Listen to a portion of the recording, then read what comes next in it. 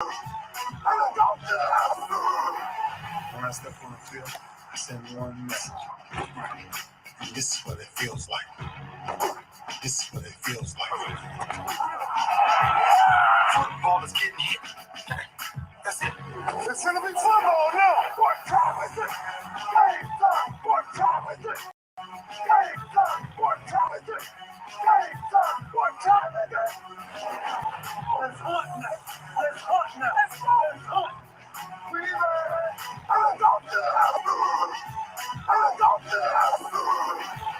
We're talking about the Jets like we're talking about the Saints. You know, all this, I know we the Miami Heat of football. Yeah. The bottom line is you got to buckle up the chin straps. It's embarrassing. Yeah. Don't disrespect the game like that. It's too much crying from him. He's a man. He can be a hit just like us. He's a man. You already make the big run. He's a man. I'm glad when you step on the field, man. That's who I did. When I step on the field, I send one message. This is what it feels like. Oh, my bad. You had no work in my world. What time is it? Game time. What time is it? Game time. What time is it? Game time. What time is it? Let's go. Let's go. Let's go. We ready? Let's go to the house. Let's go to the house. It's a wrap. Game over. Now, this game is not over. It's just getting started right here on the lunch break on the legendary KYOK, the all-new 92.3 FM, and streaming live on kyokradio.org.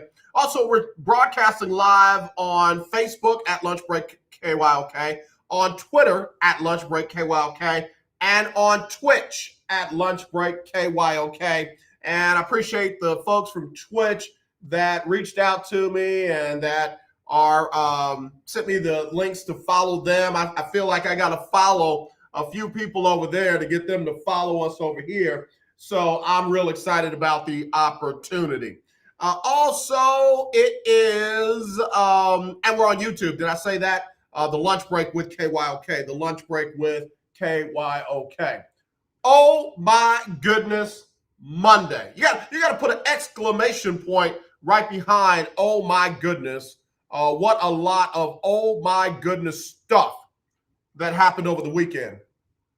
But before we get to it, let me pause and send my deepest condolences, sincere thoughts, and prayers out to the family, friends, colleagues of Colin Powell.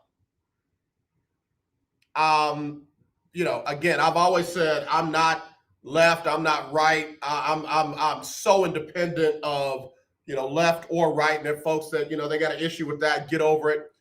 Colin Powell is someone that I respected. I know there were some things I didn't agree with him politically on. There were decisions he may have made that I wouldn't have made, but I wasn't him. But as a man and all that he accomplished in his life, the way he served this nation faithfully and then served in government afterwards, and then the fact that he would not allow himself to be swayed politically following his leaving the White House cabinet, I got nothing but respect for the man. So he passed away earlier, and we want to definitely keep his family, friends, colleagues, and all those who served with him and under him in our prayers. So, again, well done, sir. Rest in power. Rest in power. All right. I also want to shout out to my frat brother, Delano Burton. His mom passed away, and I'm really, really reaching out to him. The family of the Harris family, Reverend Michael Harris, he passed away. And again, I know there have been others that have passed away. Don Hall, just an amazing man in this community here in Houston.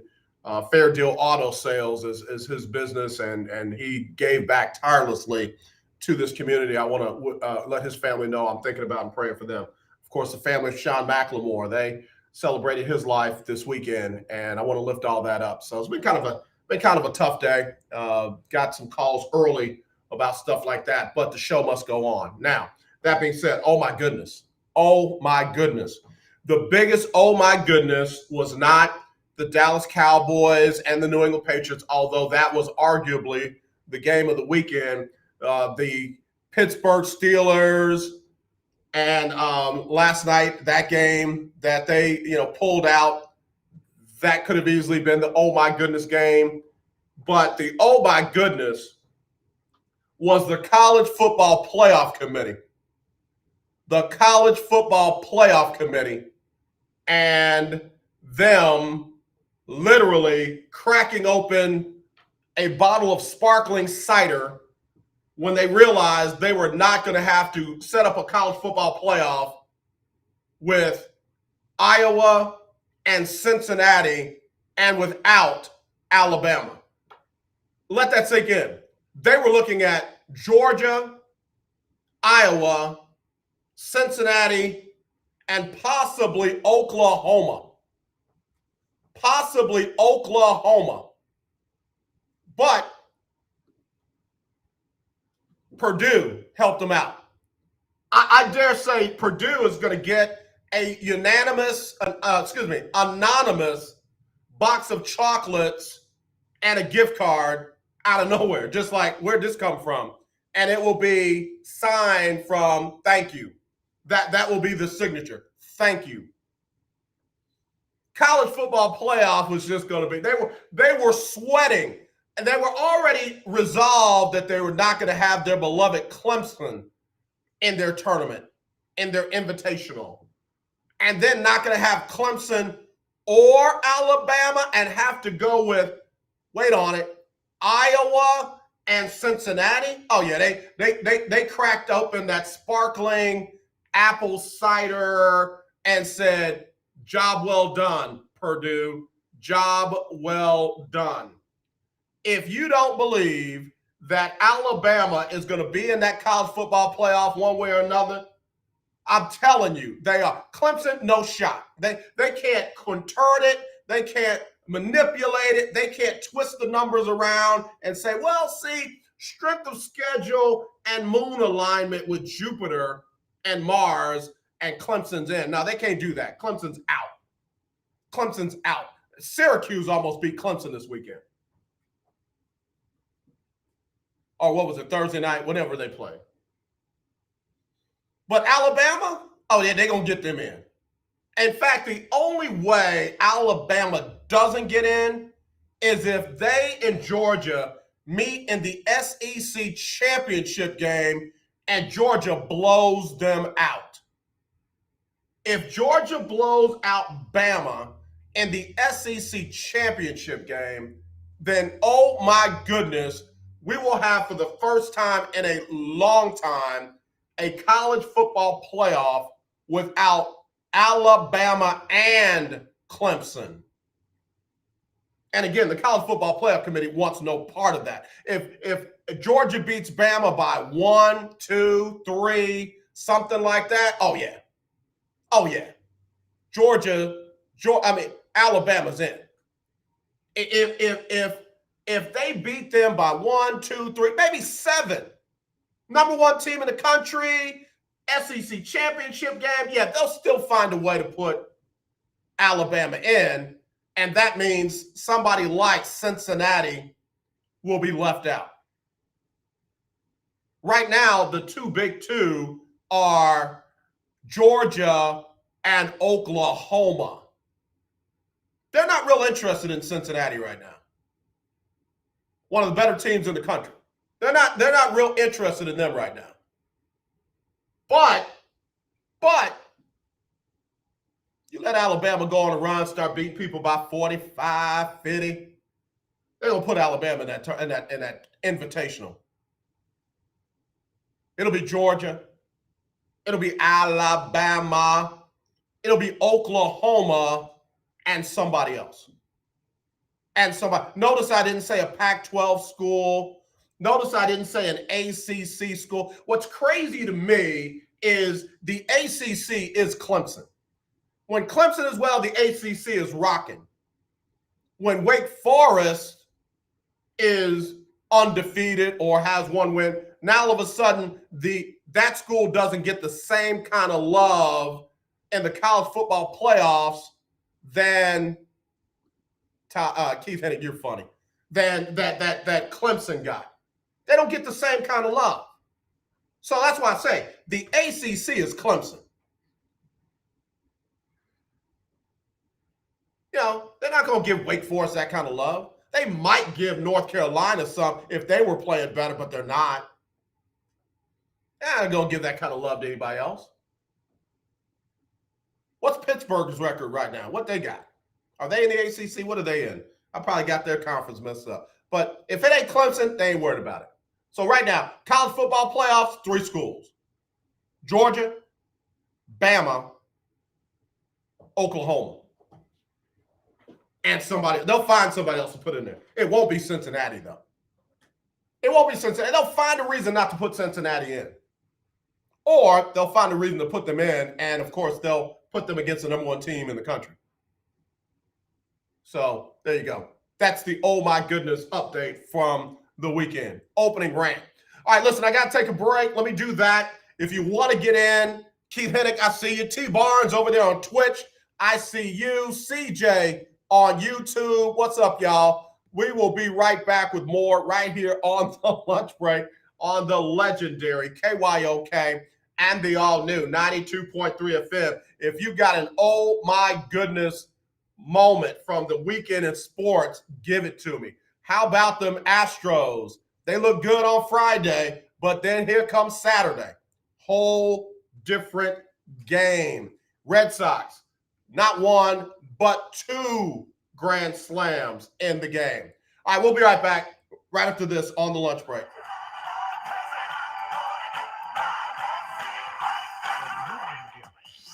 KYOK, 1140 AM and 92.3 FM. Legend continues.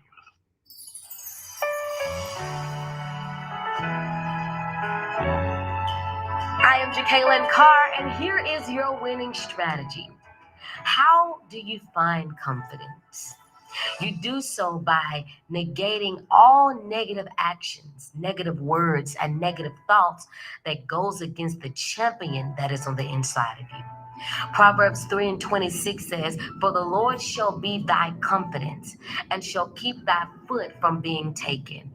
You have to build yourself up on the word of God so that you can have confidence. You must cast down everything that has been spoken against you. Things will be thrown at you to attack your confidence, but listen, my brother and my sister, you must allow them to go over, go around, and go beneath you. You need your confidence to have great faith in God. Confidence lets you trust God's word. You're ready to get out and get moving. And whether it's surfing, playing tennis, or hiking every path you can find, you're going to need some essential new gear. Essentials that are even more rewarding with the Bank of America customized cash rewards credit card. You can choose to earn 3% cash back on online shopping, which could increase to 5.25% as a preferred rewards member. Visit bankofamerica.com/more rewarding and apply now. The essentials have never felt more rewarding. Copyright 2021 Bank of America Corporation. To celebrate State Farm's surprisingly great rates, we gave this song surprisingly great lyrics. When your claims get hard to file, State Farm's have to switch it up style. Great rates save you cash, so if you come join us, you'll get your coins up. Oh, now you know you can save that dough, and you're covered on your ride and your home. For great service on the low, then call up State Farm. It's time to switch it up. Like a good neighbor, State Farm is there. Hello, this is Claude Cummings Jr., Vice President of the Communication Workers of America District 6. Trey and I are inviting you to listen in to our new political talk show, Power to the People Political Hour. Hello, this is Trey Daniels from the Daniels Group. Yes, Claude, the show will be hard-hitting and informative, talking about national and local political issues of the day, week, and month. Interviews will be with pastors, community leaders, elected officials, and political operatives. You know, Claude, a part of our responsibility is informing the citizenry and give them power to the people. That's right, Trey. We're asking that you listen in on 1140 AM, 92.3, or streaming on KYOKradio.org, Thursdays at 10 a.m. Got to give the people now. Give the people what they want. I'm Ben Tankard, and you are listening to The Lunch Break. All right, y'all, we're back here on the lunch break on the legendary KYOK and the all-new 92.3 FM, streaming live, kyokradio.org. I want to appreciate Clarence for sending me this message as I was doing my talk at the top of the show about the Cole and Powell family, my frat brother Delano, and others. I've got to extend my condolences to the family of the young man that was killed, the young person that was killed during Grambling's homecoming. Now, mixed reports say that it was an off-campus event, but the latest report I saw said that it happened on the quad. That's on campus, and again, I'm not passing any judgment. I'm just going to extend my condolences and just, man, cover our children, cover our young people on these college campuses. I understand there was a shooting up in Arkansas Pine Bluff after the Southern Arkansas Pine Bluff game. But again, that one is reported to have been off campus. On campus, off campus, man, please, please, please, please be safe, be vigilant, watch your surroundings, and man, let cooler heads prevail, please. All right, let me kind of get back to this. And again, Clarence, thank you for reminding me about those situations, because we want to do our part in HBCU coverage, but we got to do our part in all of it. We're going to take the HBCU Stroll in the second hour. Head coach Johnnie Cole, former head coach of Texas Southern University, he'll be on, and we will be talking about this weekend in HBCU football. I got on this Jackson State t-shirt because, man, Jackson State is the team to beat in the SWAC. Jackson State is the team to beat in the SWAC on the east side. On the west side, it's Prairie View. It is Prairie View. They are the team to beat on the west side in the SWAC. And right now, they are on a collision course for the SWAC championship. And that's anybody's game. But, man, I got to give love to Jackson State. They had over 53,000 fans in attendance for their homecoming. Wow.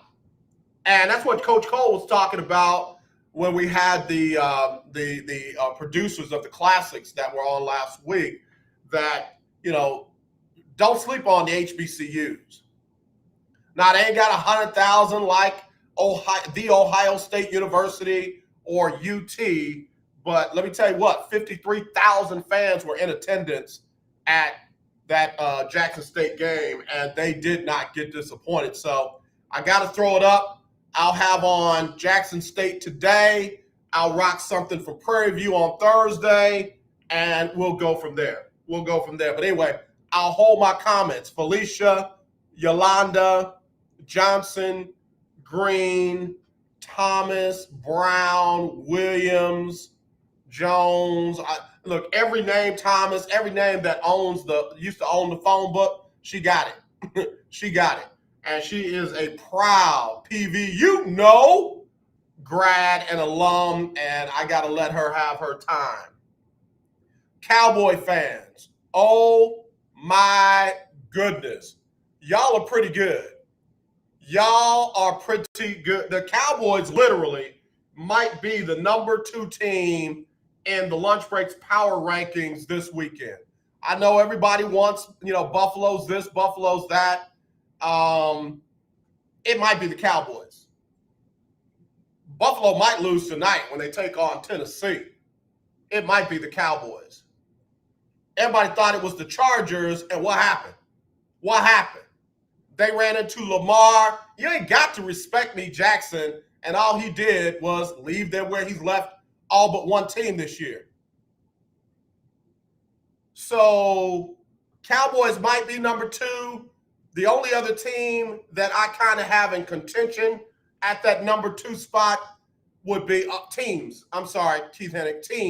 would be the Rams and or the Buccaneers. Conventional wisdom says I put Tampa Bay number 2 and the Cowboys number 3 because Tampa Bay beat the Cowboys.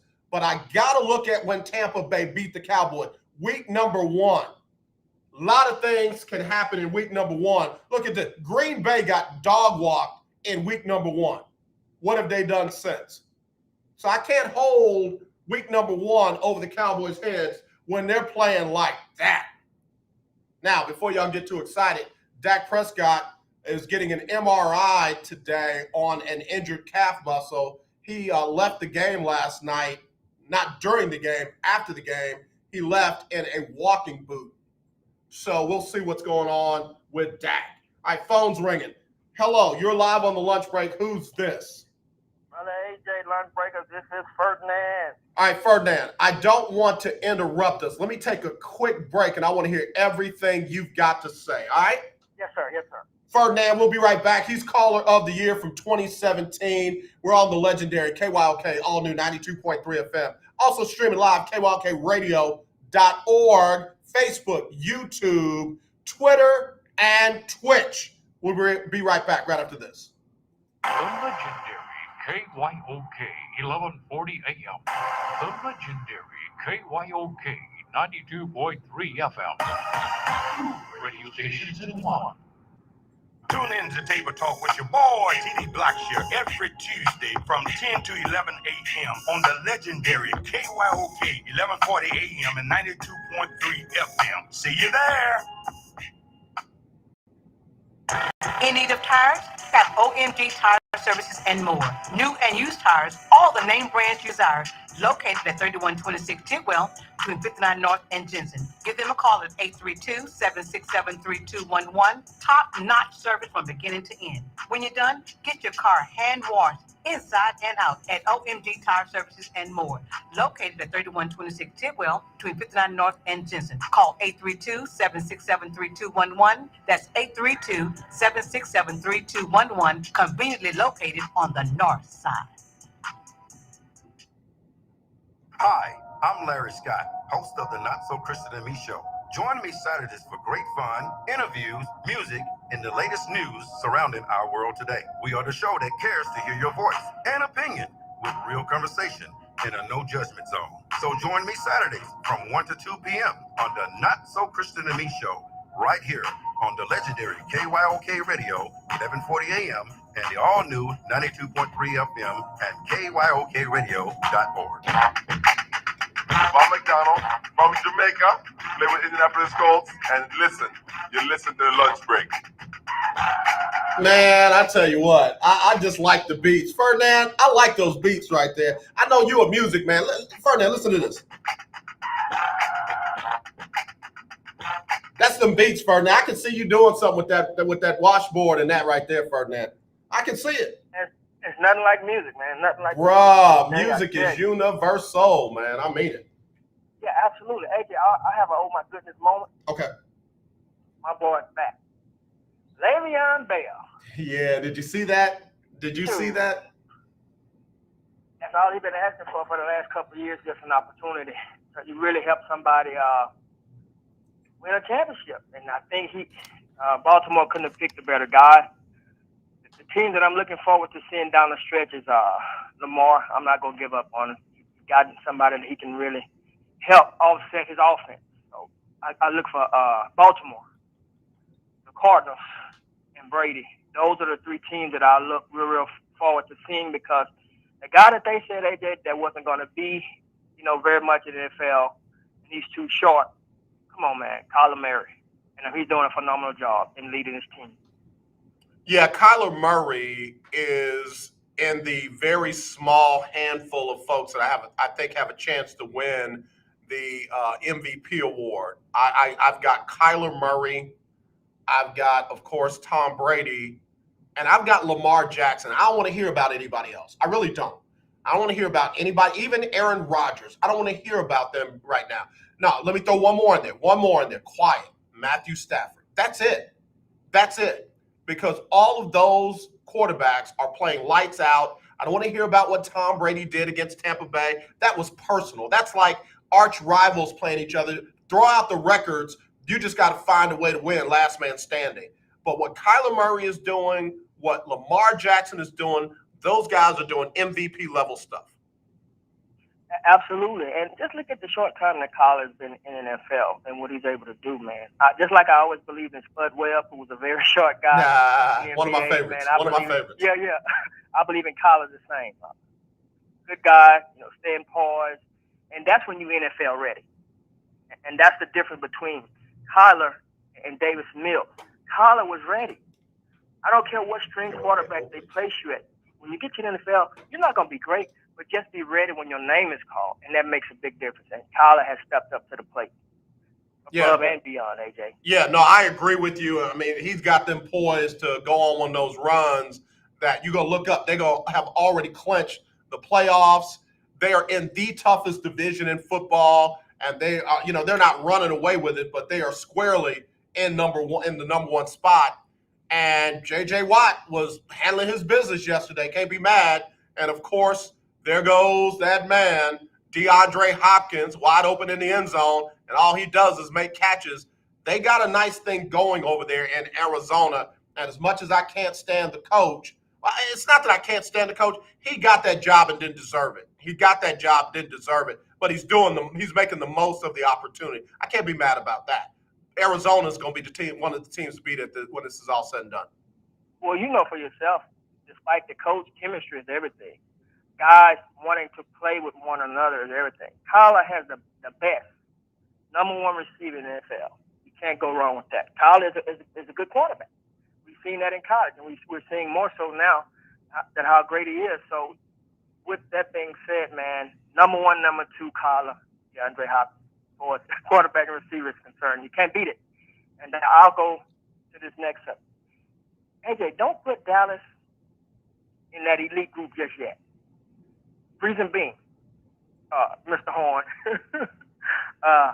Dallas didn't beat anybody. When you barely get by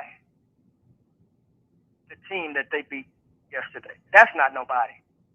They have been struggling for quite some time, and New England don't have Tom Brady there. So, say the Cowboys go and defeat the Bills. The Bills and the Cowboys are pretty much on the same level. Then I would put them in that elite group. But for me right now, putting them in that elite group would be beating New England. I just can't. But Dallas is doing everything they need to do. Week to week, they're finding a way to win, and that's what football teams should do. Dak have always been that quarterback. We've always adored him. We've talked about him in UAJ way before now when people just want to throw him behind the bus. Oh, he can't throw guys open. If that's not his forte, you do what Dak does. And Dak has been doing what he's been doing a great job. That's why he was able to come in and take Romo's spot right there, because he was just that quarterback. Just because quarterbacks go in a slump, that doesn't mean absolutely nothing. You are who you are, and you have to condition your body to stay elite. I'm gonna.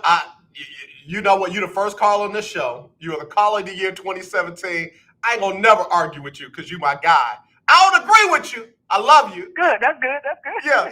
Because all the Cowboys have done is beat everybody on their schedule except Tom Brady and the Tampa Bay Buccaneers in week number one. We can't expect them to do no more. And last night, the old Cowboys would have folded, and that would have been a wrap.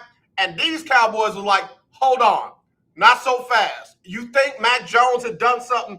They literally made Mac Jones a rookie legend in Foxborough, but they broke his heart with that game-winning touchdown. And let me say this real quick. CeeDee Lamb, you're a better man than me. If old boy would have pushed me like that after the game-winning touchdown, I would have got fined. I would have got suspended. They would have been talking about putting me out of the league. I'm just telling you. I ain't got it. I ain't got that calm, cool, and collected. Like, he just waved at him like, bye-bye, bye-bye. I got to give the Cowboys credit. They are one of my top three teams in my power rankings right now.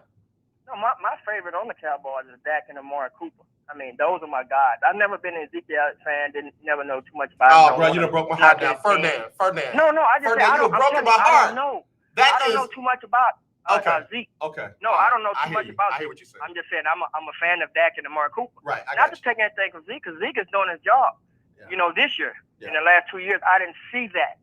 What I'm seeing now. I got you. So, I could be his fan, but he's got to show me a little bit more consistency. The dude is one of the top running backs in the NFL right now, man. Ferdinand. I understand.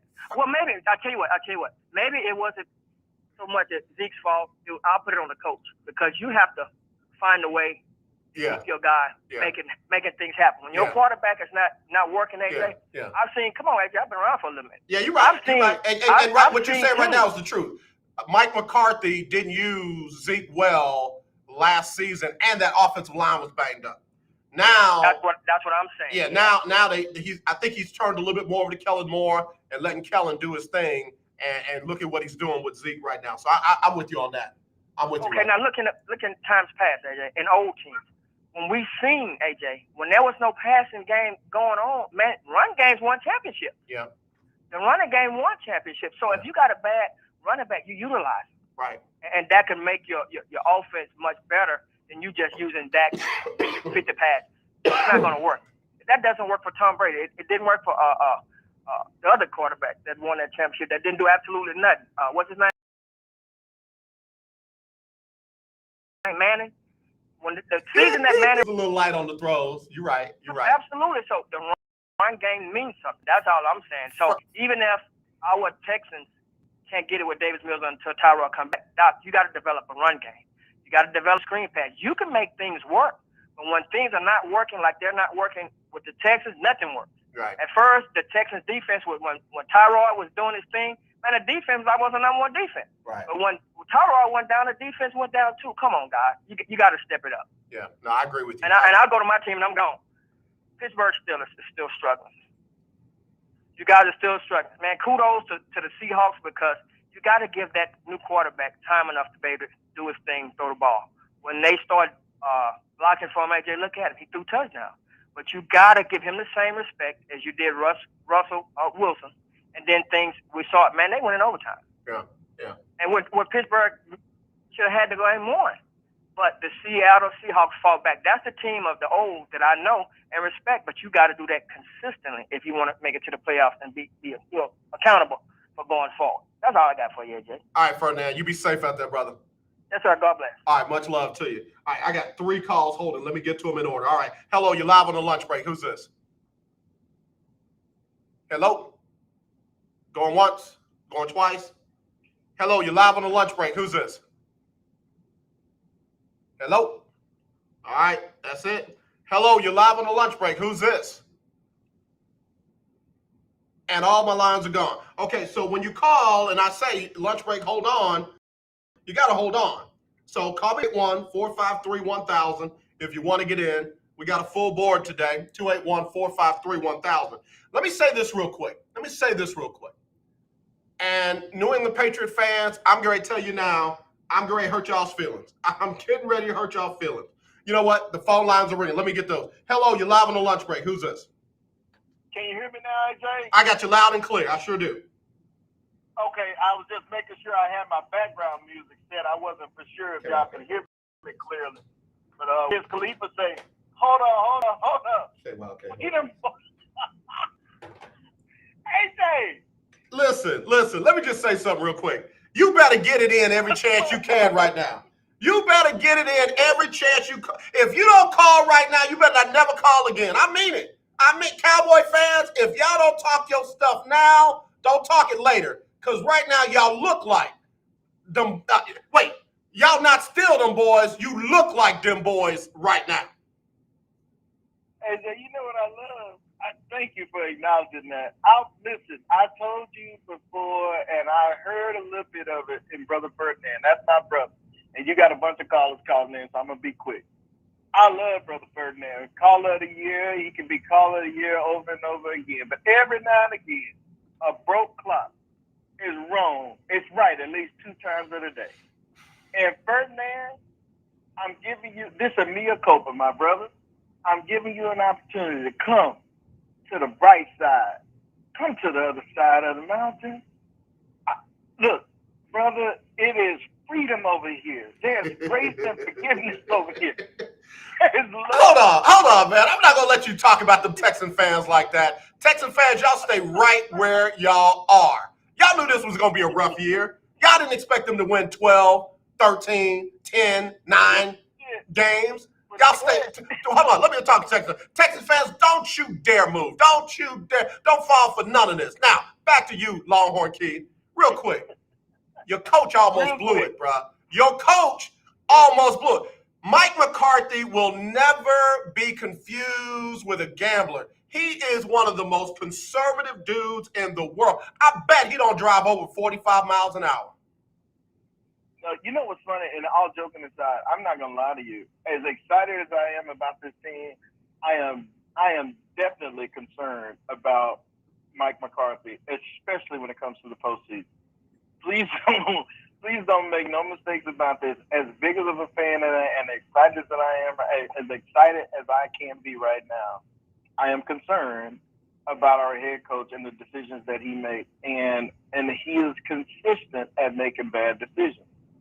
And so I am hoping in the next 11 games prior to the postseason that if we can stay consistent like this, that Jerry will have a long conversation with him about, yeah, we look good, but we need to fix these decisions that are being made. Because, yeah, I'm concerned about him. Yeah, man, I'm going to tell you, every time they took that game back, he tried to give it back to them.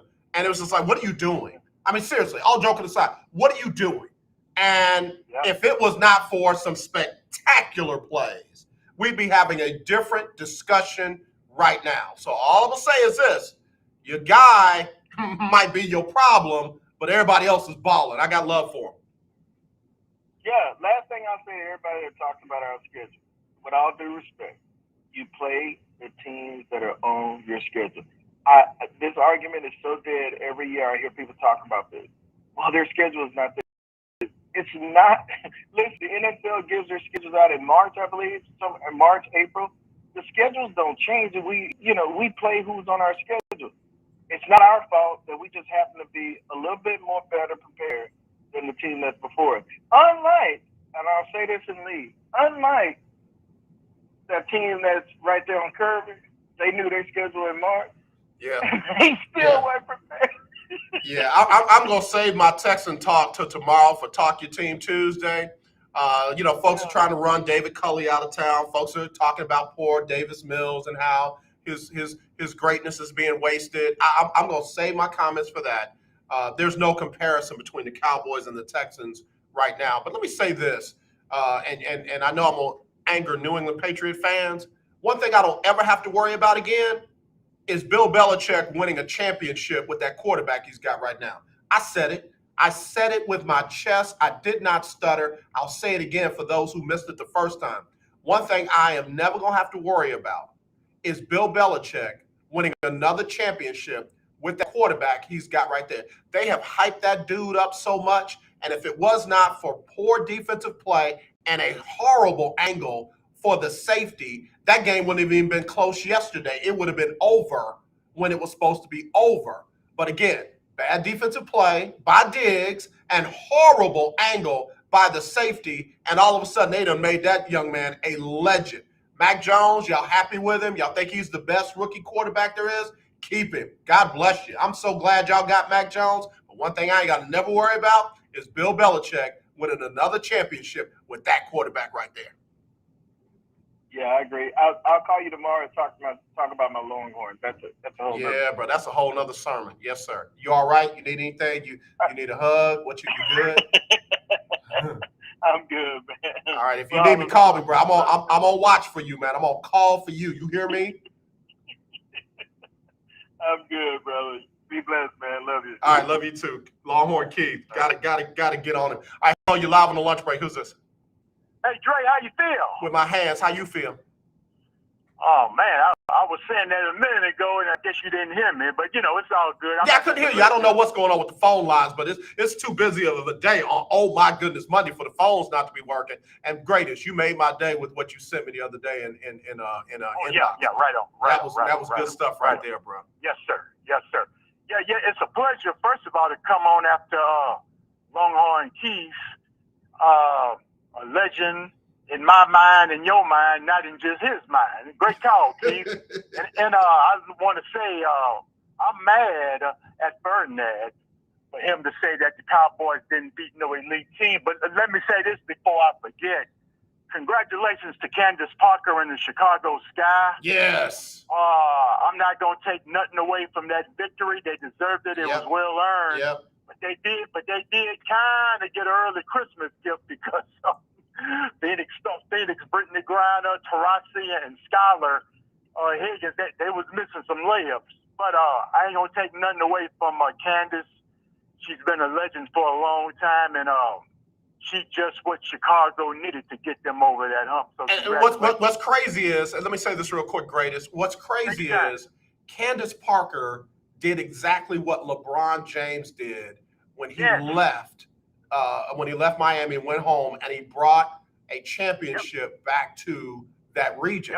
Candace Parker left LA, went home, and brought a championship back home. And man, I want her to get all the love that she and the Sky deserve, man. They did that thing, and they showed a lot of class in victory as well. Right, most definitely. But you know, man, the reason I'm upset, I'm surprised at Burton. I ain't upset with you, good brother, saying that they didn't beat no elite team. Now, in this NFL in 2021 that I see, who is an elite team? I mean, who is elite? I mean, you could say a team with a 45-year-old quarterback, they elite, or you can say a team that have a broke down Russell Wilson is elite. Or so great is back in our day, they had this thing called the grading curve. Right now, the elite team in the NFL, the Arizona Cardinals. That's the Arizona Cardinals. And I'm sorry, the Cowboys got one less win than Arizona. So the Cowboys are this season elite compared to all the other NFL teams. You ain't gotta like it, you ain't gotta agree with it, but it's just a fact, period. The fact is, I dig Trayvon. You get it? Number 7. Yes, sir. I dig Trayvon. Yes, sir. Yes, sir. I dig Dak. And since Ezekiel Elliott done shed them 40 pounds, you looking good in that number 20. I apologize for not knowing that number 20. That's a bad boy, that running back. But hey man, Dallas got a good team, man. Yeah. So Ferdinand, I don't know what he's looking at. It might just be their time. What you think? And I don't know how much long you got for a commercial break. Yeah, in fact, I need to take one. But if you got a minute, I'll come back. Yeah. All right, stay right there. And caller on hold, stay right there. I'll be right back right after this on the lunch break on the legendary KYOK. It's Oh My Goodness Monday. Nobody wants to get ripped off, broken into, or robbed, but nobody wants to pay a lot of money to have their home protected either. I've got an offer to tell you about to provide home security for your home for less than $1 a day. For real, with no installation or equipment charges. And this is from a company rated #1 by a leading consumer research company. According to the facts, most of you won't even call unless there's a burglary in your neighborhood or something bad happens. So let's give you a reason. Save money. For less than $1 a day with no other costs, you can get your home secured. Plus, get a lifetime equipment replacement warranty. You need protection for your home. Call the Home Security Hotline right now. 800-561-6198. 800-561-6198. 800-561-6198. Again, that's 800-561-6198. Hello, this is Claude Cummings Jr., Vice President of CWA District 6, reminding you to please vote in the HISD, Sci-Fair, and Aldine Independent School District School Board elections. These elections are so important to our children and our communities. Yes, Claude, that's correct. My name is Candace Houston. I'm the proud president of Aldine American Federation of Teachers. We have endorsed Zahir Malik, position 4, Nico Matthews, position 3, and Steve Meade, position 5. Early voting starts Monday, October 18th through October 29th. Election day is Tuesday, November 2nd. Remember that every vote counts and every vote matters. Please go vote. Paid for by Houstonians for Working Families. You're listening to 1140 AM and 92.3 FM. The legendary KYOK. That you don't want anymore? We can buy it from you within 24 hours, any home, size, or condition. For over 20 years, we've been buying homes for cash and helping homeowners sell their homes immediately with no listings or strangers walking through your home. Are you moving? Did you lose your job? going through a divorce. Whatever the reason, if you're in a bind and you know that you need to sell your house fast, call the expert team at I Need to Sell My House Fast. We'll make you a serious cash offer to buy your home in 24 hours and let you walk away from it. No listing, no waiting. Sell any home, any size, any condition now. Call the expert team at I Need to Sell My House Fast. Make this free call now. 800-306-1760. 800-306-1760. 800-306-1760. That's 800-306-1760.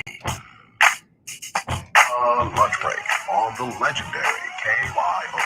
All right, y'all, we back here on it. We back here on it on the legendary KYOK and the all-new 92.3 FM. Let me get back to Mr. the greatest of all time. Hello, greatest.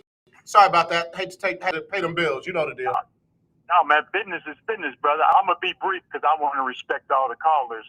Okay, Dak Prescott showing no ill effects from that busted ankle. He looking like MVP. Trayvon Diggs looking like defensive MVP.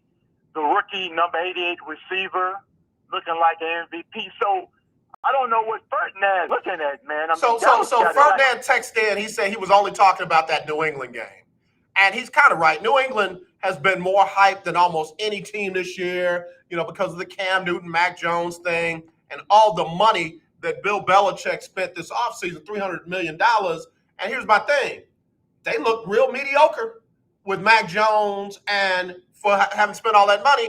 By the way, they haven't won a game in Foxborough this year. So, again, I'm kind of with them on that. Just because folks hyped up New England don't mean New England is worth that. Who was it that said, don't believe the hype? Flavor Flav. That's again, huh? Yeah, that's Flavor Flav. Yeah. Chuck D. Yeah, but it reminds me of Cam Newton. That old saying, you never know what you got till it's gone. So I'm going to leave that alone. Let me hurry up. You got to wait till the other callers to get it. The Texans need to do the people a favor, and I know you're going to talk about it tomorrow, but since they're giving us half performance. Say it with your chest. Say it with your chest now. They need to start charging people half price for tickets, for parking, for food, because we're getting half of a product, man. And I hate to blame the coach, man, but that's who it really falls on. No, sir. Nick Caserio put this team together. Nick Caserio hired the offensive coordinator, the defensive coordinator, and the special teams coach, and then he hired the head coach. I can't put none of this on David Culley. David Culley ain't calling the offense. David Culley definitely ain't calling the defense. And David Culley did not pick this roster. So I'm going to leave him out of this one. Normally I'd be right there with you. But now this is all on Mr. New England and the pope of the team, Jack Easterby. We together now, but you cut me off before I could finish. I say the coach, he gonna get the blame for this disaster because that's not special for the coaches who look like me, you, and him. You he better gonna preach. Get the blame. You better preach. And then in closing, because other callers want to get in, the Astros, it's no worries. I'm not a real big Astros fan. The only reason I kind of pull for the Astros is because of Dusty Baker and because of the brother Brantley on the team. Yeah. But that's the only reason I kind of just pull for them, man. But the Astros, they'll be all right, man. And in closing, just because we don't always get along, don't mean we always have to get it on. Huh? Rumble, young man, rumble. Love you, greatest. Always. Hello, you're live on the lunch break. Who's this? AJ. Todd, what it do, baby? What's up? Hey, man, I came real strong for your New England Patriots. I'm going to say it again just in case you didn't hear me. One thing I don't ever have to worry about is them winning a championship with this quarterback, period. AJ. Okay, all right, I'm listening. Let's go back. When Cliff Kingsbury was hired, correct me if I'm wrong, I got a memory like an elephant and a body like the Rock. But hold on, Todd. That was so good. Hold on, Todd. That was so good. Say it again. I don't think I could do it again with a straight face. So when Cliff when Cliff Kingsbury, Yes, sir. hired by the Arizona Cardinals, you Yes, came sir. for him. I did. It was a horrible hire. Yep. Now that we've played it, seen it play, and I was on the record saying he will be a better NFL coach than a college coach because he doesn't have to recruit to Lubbock. Okay. Let me give you another name. So let me tie this in. All right, tied together. Baker Aloysius Mayfield. Yes, sir. Aloysius, Browns right. Browns look pretty good now. What did I tell you about Baker? Oh, wait, hold on. Hold on. Let me go to that Browns record because you was doing fine until you spent some time on Baker Mayfield. Hold on. Let me look standings. AFC North. Ravens 5-1. Bengals 4-2. Is that Cleveland 3-3? They'll be fine. Did the Browns make the playoffs last year? Yes. Last year. A lot of y'all telling me about last year. And they'll be in the playoffs this year. Prior to Baker getting there, and don't get me wrong, he's got help around him now. He got Good God, he's got one of the best rosters on paper and on the field than anybody. Give Lamar Jackson that roster. Let's see what he does with it. So the point I make is that, and I'm not saying Mac Jones will be in the Hall of Fame. Don't get me wrong. Is let it marinate a little bit. Let's see what Mac Jones looks like 2 years from now. Year 3. Okay. Well, Bill's still running that defense because Bill's got a lot of young cats in that back end. And here's why I will give the Patriots credit. And this is why I'm going to come for Longhorn Keith. You're right. You can't do who's on your schedule. But who has been on your schedule is trash.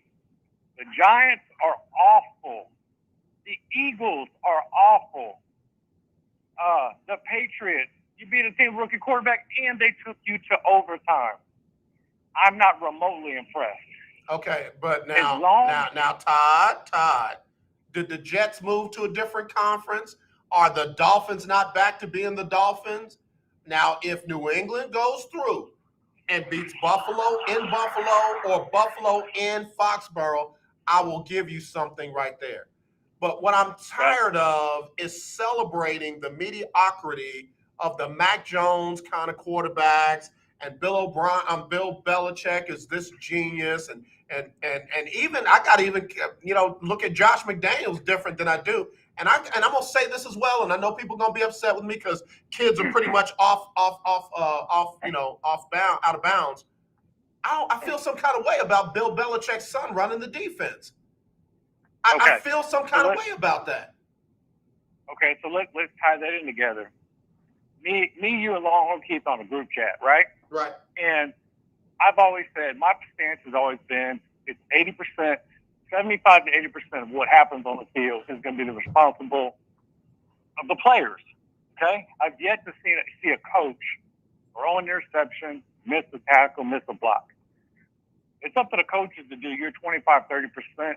Just put them in the position to make a play. Okay. But you as a player got to make a play. All right. Well, according to you, then another coach should never get fired because they never missed a block. They never made a play. They never, missed an assignment. I get what you're saying, but doesn't change the fact that you talking all this mess about a 2-4 team. You're trying to convince me that a 2-4 team is somehow better than their record says that they are. And they have not won a game at home. Don't Mac Jones play quarterback at home? They haven't won a game at home. No. But you're assuming that I thought they would be better at this point. I never said that. Every quarterback, the majority I've seen in my almost 44 years being alive, most rookie quarterbacks, all the way going back to Troy Aikman, I'm trying to go back as early as I can remember, right? They struggle. Right. I give you that.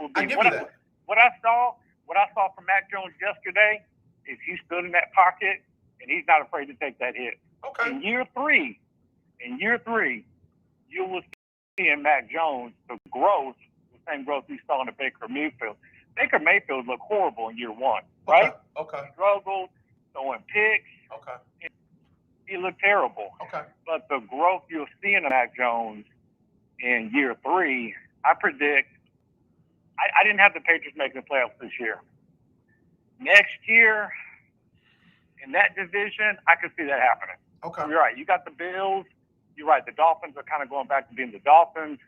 and the Jets are the Jets, right? Right. So I think next year could be a possibility. But what you said about Belichick and McDaniels kind of looking at it different, I could say the same thing about Mike McCarthy. Yeah, I agree. McCarthy was only looking good, and that goes back to my talent thing. If you get, let's take, who was the, give me a coach. I'm trying to think of a coach. Okay, let's take Eric Bieniemy. Yeah. Okay? If Eric Bieniemy was coaching the Packers at the same time Mike McCarthy had Brett Favre and Aaron Rodgers, is it fair to say Eric Bieniemy probably would have done all right? Yeah, I think so. Okay. So now that you see, this is the first time we've seen Bill Belichick have an inexperienced quarterback, right? And Bill Belichick, well, he had one when he had Tom Brady come in for Drew Bledsoe. He had one when Matt Castle came in to replace Tom Brady. And yeah, now is the first time that he had an inexperienced quarterback. I mean, first time in a long time that he had an inexperienced quarterback. Yeah. And now Bill Belichick, and now the difference may be between the Matt Castle example you gave and when Brady came in early on. When Brady came in early on, he had some beasts on defense, right? Those defenses were really tough with Ty Law, Dennis Bruce, all that, right? So I guess my point I'm saying is no matter how great coach, I think there's a correlation of the great coaches we see in the NFL, haven't most of them been tied to a great quarterback? Bill Walsh, Joe Montana, Jimmy Johnson, Troy Aikman. Give me another one, AJ. Give me your 5 best NFL coaches of all time, and I could probably tie a great quarterback to it. I mean, again, you ain't got to do it. We'll see. I'll go with your first statement. 3 years from now, let's see where Mac Jones is. But until then, I ain't got nothing to worry about. You know, and I look at like Kyler Murray, right? Is Kyler Murray was the third year or fourth? The third? Third? So let's say it's third. So I just think it's a natural progression. I think Bill will get them right. I don't trust Mike McCarthy. I'm not a Cowboy fan. I tell people that up front. I don't trust Mike McCarthy at all. I really don't even know what he does, to be honest with you. It looks like Kellen Moore is running it as far as the offense, and then Dan Quinn, I think, is doing a good job on defense. But I mean, as far as I'm concerned, they played one good team, the Bucs, and they lost. Opening week, and they played them tough. You know, the same kind of toughness y'all want to give to New England in their losses. That's what Dallas did in that loss, but they played them tough. They lost. But like I said, and I think you agree with this. You know, in the standings, you looked up the standings of the Browns, right? They got a win column, a loss column, and I think a tie column. That's it. That's all they got. Yeah. That's all they got. You're right. But they don't have a play tough column, right? Yeah, but that's what y'all trying to sell me on with Mac Jones and New England. Y'all got me thinking that at 2-4 they're gonna be all right. No, they're not. No, they're not. They still have two. They still have 2 more games with Buffalo, so they've got at least 6 losses on their record, and that ain't all they're gonna have.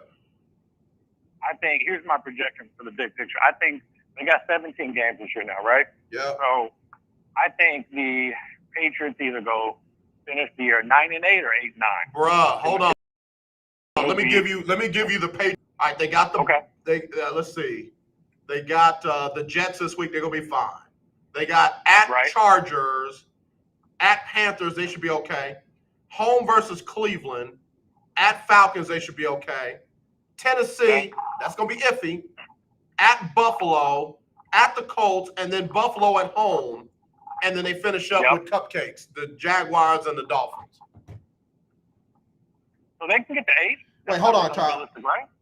Hold on. YOK Conroe and 92.3 FM K222CX Houston. The views and opinions expressed on all radio shows broadcast on KYOK are entirely those of the hosts, guests, and callers who are entirely responsible for all show content and do not in any way reflect the opinions of KYOK Radio, its sponsors, staff, or management. All right, y'all. We're into the second hour of the lunch break on the legendary KYOK and the all-new 92.3 FM. We're streaming live, kyokradio.org, and on Facebook, YouTube, Twitter, and Twitch. me go back to Todd real quick, and then I got another call, and I'm waiting on head coach Johnnie Cole. But Todd, you trying to sell me on 8 wins? They gonna be all right at 8 and 9? So here's my progression: 8 wins, rookie quarterback. Oh Lord. Next year, Good we're at, I think 10 and 7. Hey Todd, do me a Next year favor. after that. You call me after the paint dries, okay? Call me after you see the grass grows. Call me after you find out water is wet, because that's what we're talking about now. I know, but that's what I'm saying. That's just the natural progression. Okay. Like I said, I've yet to see a rookie quarterback come in and crush it. All right. Am I wrong? Right. Okay. All right. Okay, man. Hey, good call. We'll talk to you tomorrow, though, for Talk Your Team Tuesday, because I got to say about your Longhorns, all right? And I got some stuff I've been working on, because I know Keith been preaching about this coaching, but I've done a deep dive in some analytics. Oh Lord. That I want to hit you with tomorrow. Okay. Because, okay. Keith is emotion. I'm gonna drop these. I'm gonna drop these stats on him. Uh-huh. And if Keith's still listening, ask Keith the question for me. Did Steve Sarkisian throw those 2 back-breaking picks, or was it Casey Aloysius Thompson? Get off my phone, man. We'll talk to you tomorrow, Todd. That one coaching. All right, bye. Bye. Todd Malcolm. Hello, you're live on the lunch break. Who's this? Hello, AJ. Sorry to keep you holding so long, man. Thank you for your patience. Hey, man. I got one question to ask you, AJ. Yeah, man. You saw the game yesterday. Yeah, I did. Cowboys and the Patriots. Yes, sir. The beginning of the game, AJ, 4th and 1 on your 30, 35-yard line, and you go for it. Right. But when the game is on the line, AJ, fourth and 1, you're trying to get closer for a game-winning field goal, run some time off the clock. Right.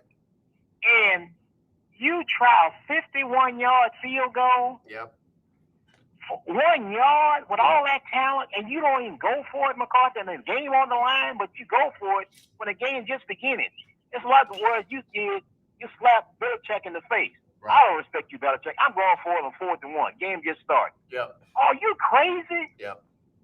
Yeah, I heard an announcer today say that they play New England now like they still got TB12 over there. When you got TB12 over there, you get conservative and you do that.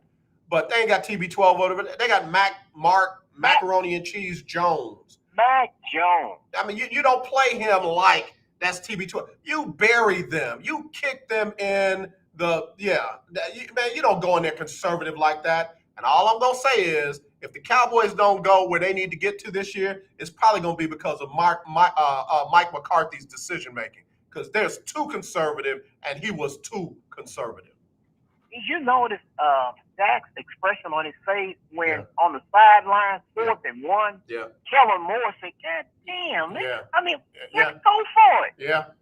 We're trying to win. Yeah, I know. But they're going to be all right in spite of Mike McCarthy. But if they don't, I'm putting it right on Mike McCarthy. Don't worry about it. I'm going to get him. AJ, even with Jason Tucker, I would have gone for it with 4th and 1. Right. You're right. Hey, man, I got to go. I got my special guest on, but thank you for calling. AJ, the boys, they're going to win in spite of. You're right, because they them boys. Thanks, AJ. All right, man. Bless you. Hey, listen, I gotta get this next man some love. I don't tell him everything that be going on. Wait a minute, I done brought him in and took him off. Okay. I don't tell him everything that's going on. But hey, man, I almost had to put these paws on somebody on Twitter over you, man. I'm like, I almost had to put paws on somebody. I almost had to tell them, meet me at the food truck. Meet me at the food truck. Hey, man, I don't know. What did you do to the people down there at FAMU? Because, man, they mad at you down there, bro. They mad at you down there at FAMU. Oh, man. Hey, I got all the respect in the world for Coach Sims. Me and Coach Sims cross each other's path, and we work together with the Chicago Bears in the intern program. I don't think it's the coaches. I don't think it's there's something wrong with that. Not the whole fan base, some of the fan base. Because they tried to come for you, and by coming for you, they tried to come for me, and that ain't good for your health any day of the week, bro. No, sir. I don't I'm told off. I don't take my medicine, and I got a bad dose of I don't care. And they tried me, and they better not. They all right. They gonna be okay. Man, I got love for Florida A&M. Strike, strike, strike again. I've been up in that place. Tell them they need to widen the visitors' locker room. That's one thing they did do. It's like going into, oh man, you on top of each other in there. And then get those bleachers. It's too hot down there to have aluminum bleachers playing at 1 and 2 o'clock during the middle of the day. Man, people was falling out. We got the coach, Johnnie Cole. We're taking the HBCU Stroll right here on the lunch break. Yeah, somebody said that. I posted up our power rankings. I got mine on one side, yours on the other side. Right. And somebody literally said that me, am the reason why people don't take HBCU sports serious, and I needed to take that down. They didn't say HBCU football. They didn't say I was one of the reasons. They said I was the reason why people don't take any HBCU sports serious. So you know what I did? I started using my superpowers for good. And I bequeathed a victory for Grambling. They won. Sorry about that, Coach. Sorry about that. Yeah. We got on it bad on the foot. Yeah, they did. Yeah. So, Coach, what happened to your Tigers? They were on a roll. They were about to make it 3 in a row, and they came up one short. What happened, Coach? Well, first of all, good news. I had a great conversation with the athletic director, Kevin Granger. Okay. And he sends his regards to you and our program. Charge it. Don't charge it to his head. Charge it to his heart. That he has taken care of us, and sometimes you got to go straight to the horse's mouth. Yes, sir. And he got a lot of love for the school, and anything that you felt that the school didn't show you no love, he sends his regards. We got media passes, and we good. Now, thank you. I don't know what happened. And athletic director Granger, if you're listening, God bless you, man. Thank you very much. Yes, sir. Now, those Tigers, I think that the game before kind of carried on to the Grambling game, and we had 4 turnovers, and you can't win games with 4 turnovers. Quarterback body, young guy, didn't play as well, and I don't know what that had to do with play calling or some of his decision making. But the other kid came in and did a great job at the end of the game. But it was, they played it close for a minute. We just got to go back, Coach McKinney, go back, and he did a great job last week preparing for Southern. They got Alcorn coming in there. So hopefully we'll get it going this week. You sure? You put the pressure on me, Coach. I'm just trying to find out if you're sure, because Alcorn ain't playing. Alcorn's defense ain't giving up nothing. Well, let me say this. If I was living in Houston, I'd be watching practice every day. Coach McKinney had to throw me out every day because, I love me some Tigers. So I could put my stamp on it, but I can't put my stamp on it if I can't see it. Coach Johnnie Cole, we're in our HBCU Stroll here on the lunch break on the legendary KYOK, AM 1140, 92.3 FM, and streaming live, kyokradio.org. I got on this shirt right here, Coach, because the team to beat right now is Jackson State. Jackson State in the SWAC is the team to beat. Watch this. On the east side.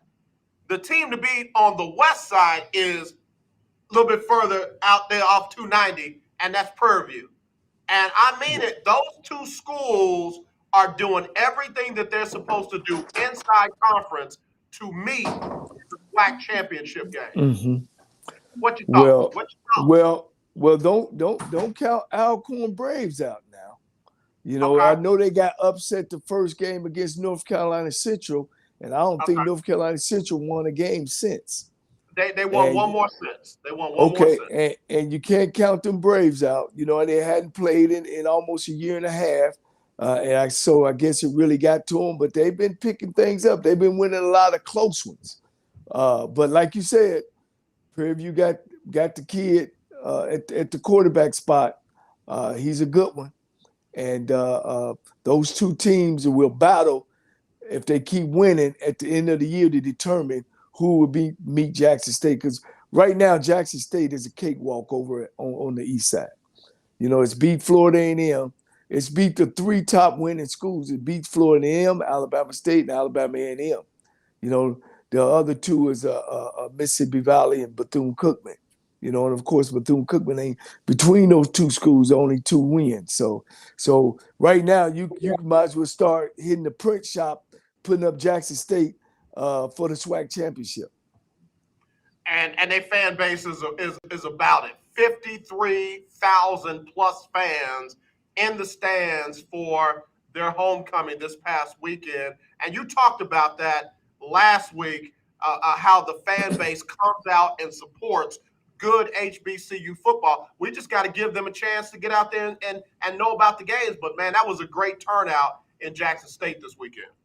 Without a doubt. I mean, Jackson State been turning crowds out like that since I've been in this in the conference since 1981.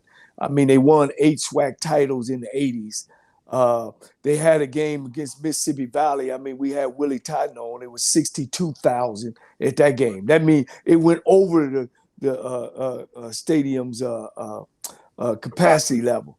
And you know, it don't surprise me with them winning, with all the starstruck of Deion Sanders there, with all the new things that's happening over there, with the athletic director Ashley Robinson, the president. All of them are supporting the football program, so it doesn't surprise me at all. Yeah, no, but that's a model for some of the other programs that's trying to figure it out. Get your athletic director, get your coach, and get your team, your school president on the same page and work together and not work against one another. Oh yeah, by the way, free up some resources. And be consistent. And be consistent. You know, you can't change every year. That's why it's so important that when you're choosing that coach, choosing that president, choosing that AD, you got to make sure, where are we as a university? What do we do? Do we got a team where we need to bring a coach in that we got everything established? Do we need to bring in a guy that turns programs around? The same thing with the presidency, same thing with the athletic director. Do we need money? Do we need new resources? If that's the question, then that's the person you got to go after. Yeah, you're right about that. Coach, I got to take a quick break. When we come back, I said Prairie View's the team to beat, but guess what? They're going to have to prove it over these next couple of weeks. We'll look at their schedule when we come back. Right after this, it's the HBCU Stroll here on the lunch break with head coach Johnnie Cole. We'll be right back right after this. The legendary KYOK 1140 AM and 92.3 FM. The legend just continues.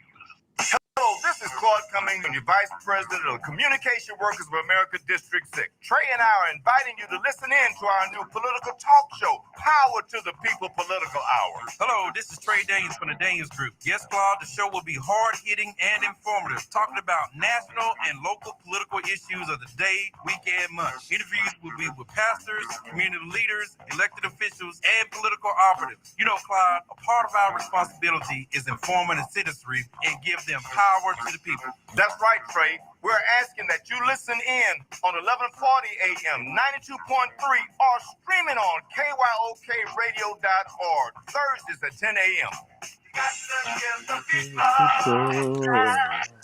Give the people what they want.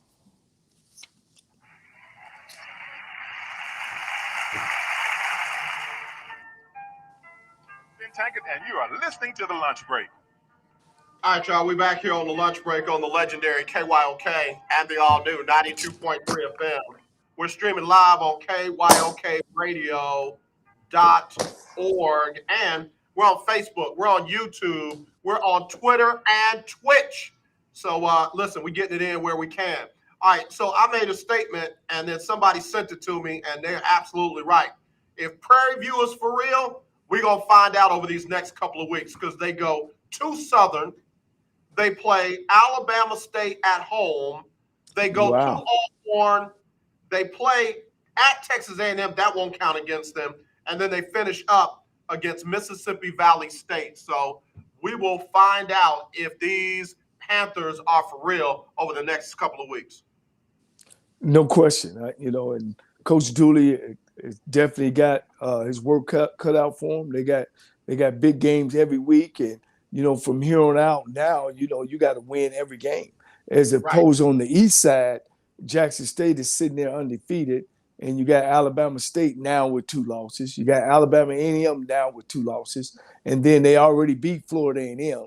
So Florida A&M is just waiting on somebody to beat them, but it's going to be tough. And right now Jackson State is a game up on Florida A&M, really a game and a half on Florida A&M, and 2 games on Alabama State and A&M. So they're a cakewalk into the championship game.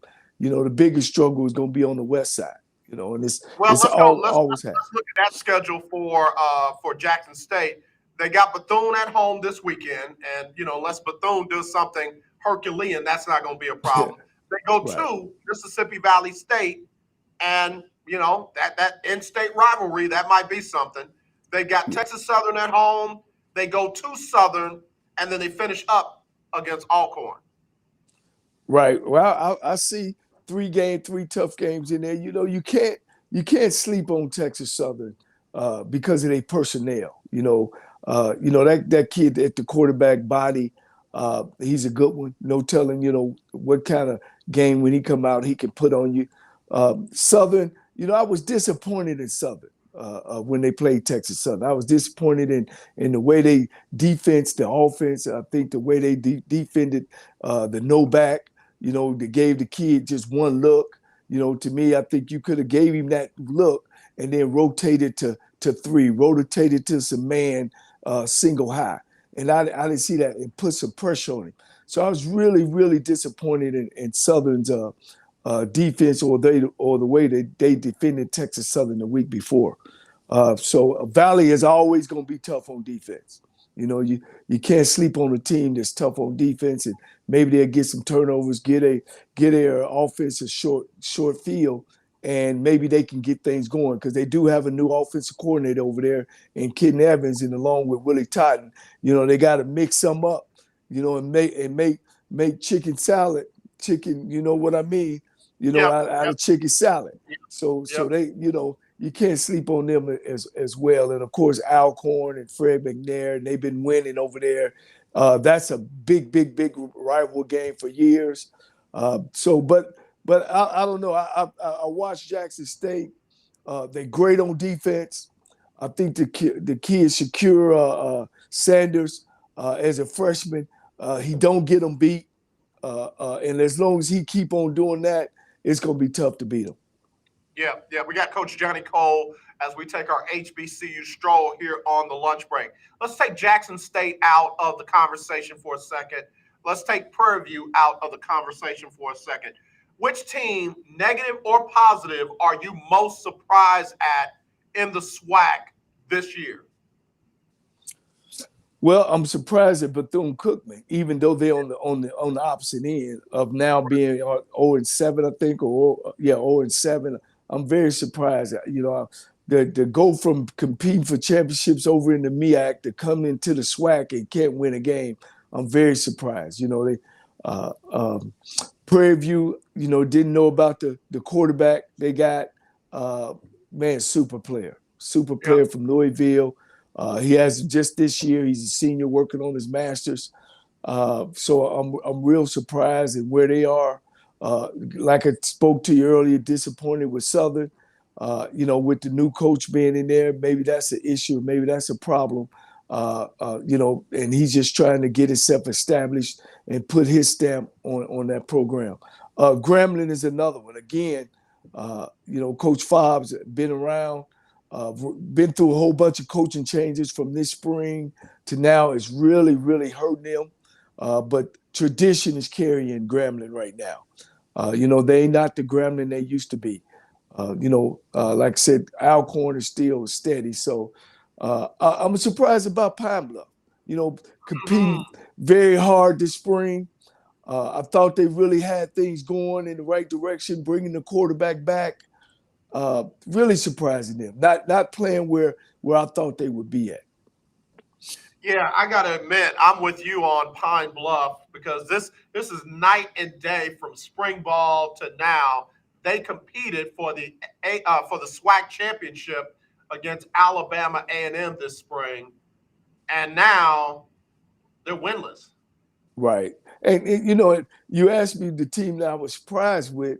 I wanted to really say who, but it's more so who I'm disappointed in, than surprised with. You say taking Jackson State out, you knew Coach Prime and Jackson State was gonna come back strong, but everybody else should have came back as strong. Right. A&M disappointment. Coach Maynard. I don't know if he was living on the morals of what he done in the spring and didn't pack that defense a little better. They getting beat defensively wise. They still scoring some points, but you could done that. Glass been there for the last 2-3 years now. You've been scoring points. So you could have been out and got out and recruited better on the defense side of the ball. Yeah. Somebody just, of course, corrected me. Pine Bluff is winless in the SWAC. They're 0-4. They've got one win on the season. Coach, we got to take a quick break. We'll come back with more right after this on the lunch break on the legendary KYOK and the all-new 92.3 FM. It is the HBCU Stroll. The legendary KYOK 1140 AM. The legendary KYOK 92.3 FM. Radio stations in one. Tune in to Table Talk with your boy, TD Blackshear, every Tuesday from 10 to 11 a.m. on the legendary KYOK 1140 AM and 92.3 FM. See you there. In need of tires? Check out OMG Tire Services and more. New and used tires, all the name brands you desire. Located at 3126 Tidwell, between 59 North and Jensen. Give them a call at 832-767-3211. Top-notch service from beginning to end. When you're done, get your car hand-washed inside and out at OMG Tire Services and more. Located at 3126 Tidwell, between 59 North and Jensen. Call 832-767-3211. That's 832-767-3211. Conveniently located on the north side. Hi, I'm Larry Scott, host of the Not So Christian and Me Show. Join me Saturdays for great fun, interviews, music, and the latest news surrounding our world today. We are the show that cares to hear your voice and opinion with real conversation in a no judgment zone. So join me Saturdays from 1 to 2 p.m. on the Not So Christian and Me Show, right here on the legendary KYOK Radio, 1140 AM, and the all-new 92.3 FM at KYOKradio.org. Brian Courtney Wilson, and you're listening to the Lunch Break.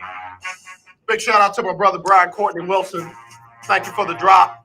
I gotta read this, Coach. I told the person I was gonna read it verbatim, and it said, "TSU, you are who we thought you were. Beat Grambling, not today. Grambling took a double win, the game and the band. Run tell that to the person who talked about TSU's band." There was somebody by the name of Oz that called in and said, or texted in and said that TSU not only had the best team, but they definitely had the best marching band with the Ocean of Soul. And man, they ate him up, and they still eating him up, Coach. I know you down there on the field. You ain't thinking about no bands and all that. But what you got to say about that, Coach? Let me say this to you. Ocean of Soul always been one of the best bands in the land. I go back to a guy named Prop Butler. They call him the Maestro. And, had the majorettes, the majorettes. If you won 5'6", 5'7", you couldn't even try out. And the drum, and we used to be close, when I played ball. We used to be close with the band. You had Ashton Jackson, him and that whole crew. Man, they they used to do it, and they still do it today. You know, when we have homecoming, we still they still so in love with the band.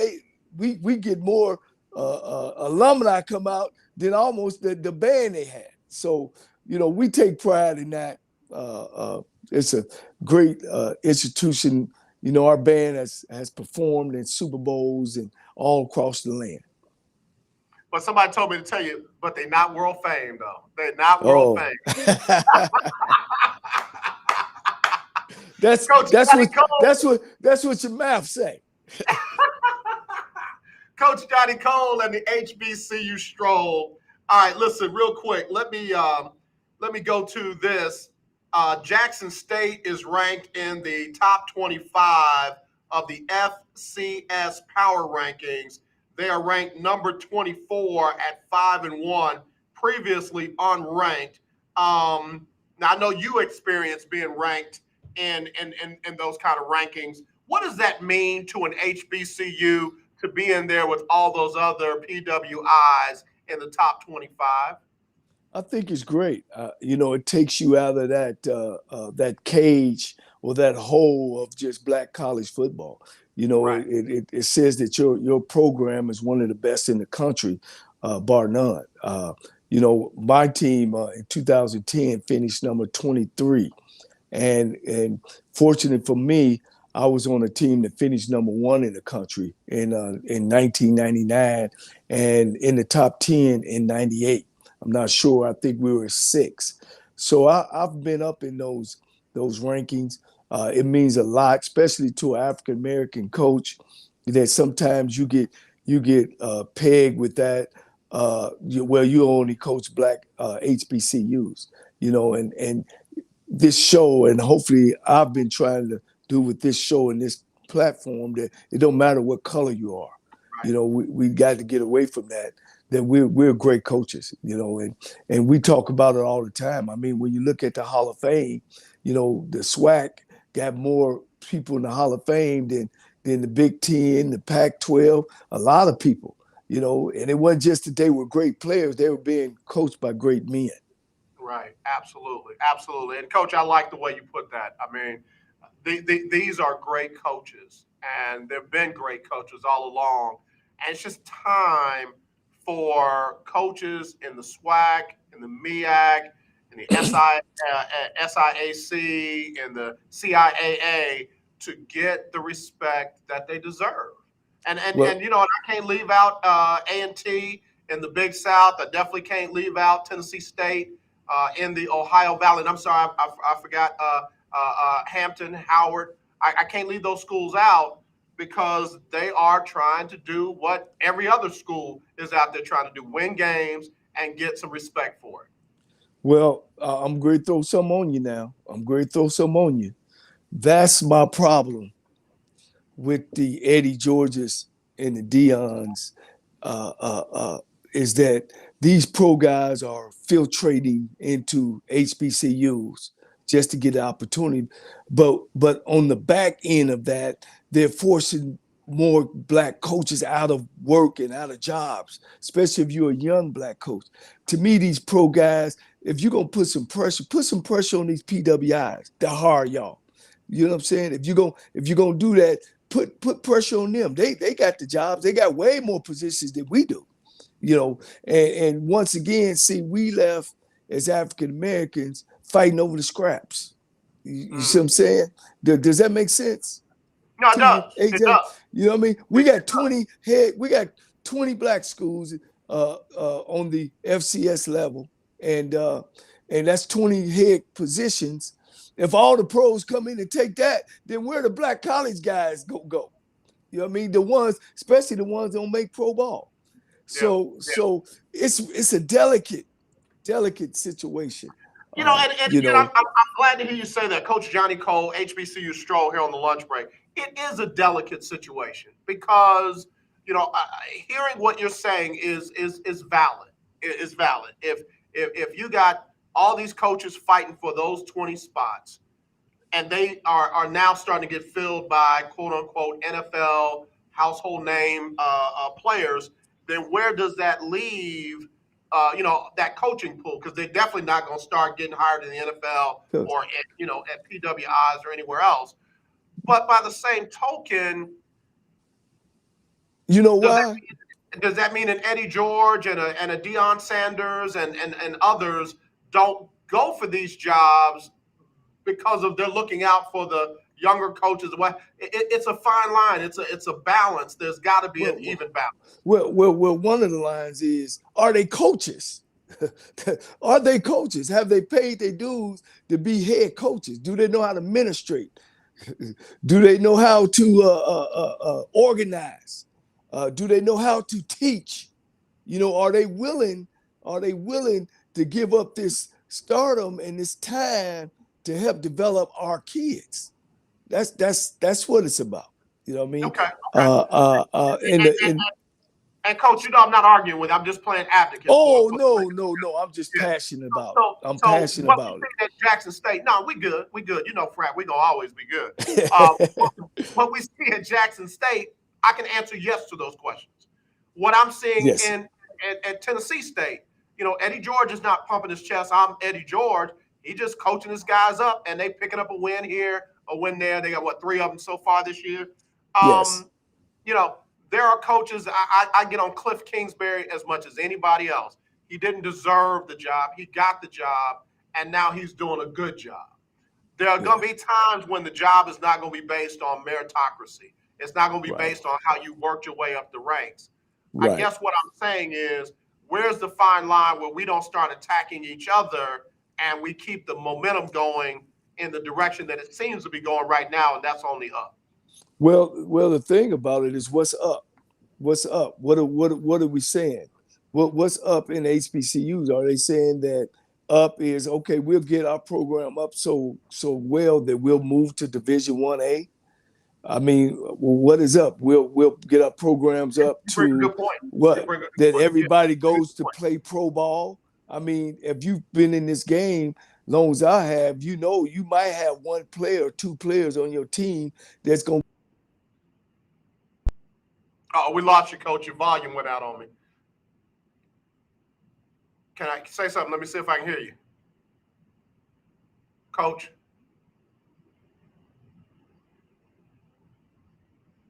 All right, his volume went out just for a second. Okay, there you are. You're back. Can you hear me?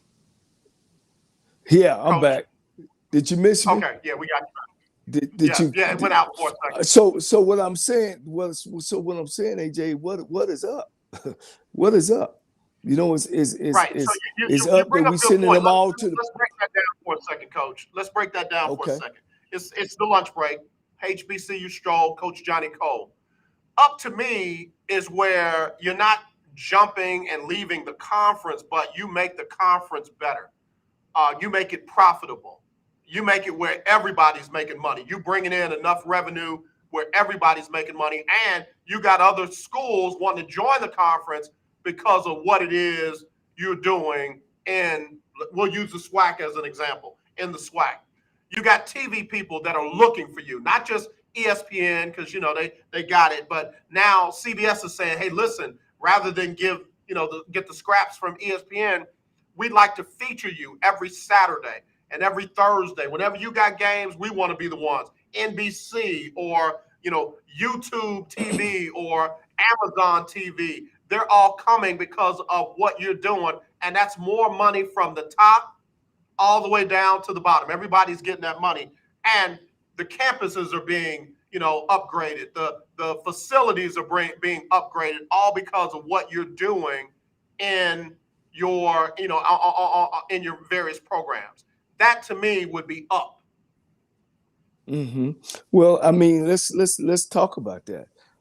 Prairie View A&M got a brand new stadium since I've been in the conference. Alcorn State has got a brand new conference. Grambling has got a stadium as well in the SWAC. They've done some good things over in Mississippi Valley. I get what you're saying. I understand what you're saying. How much did the Me Too movement have helped us today? I think it's helped us a lot. I'm sorry, not the Me Too movement, but the Black Lives Matter. The situation that's happened in America has helped us. because we've been playing great football. We've been having pros. We've been having pros come to our conference, and grab a team. It's always been there.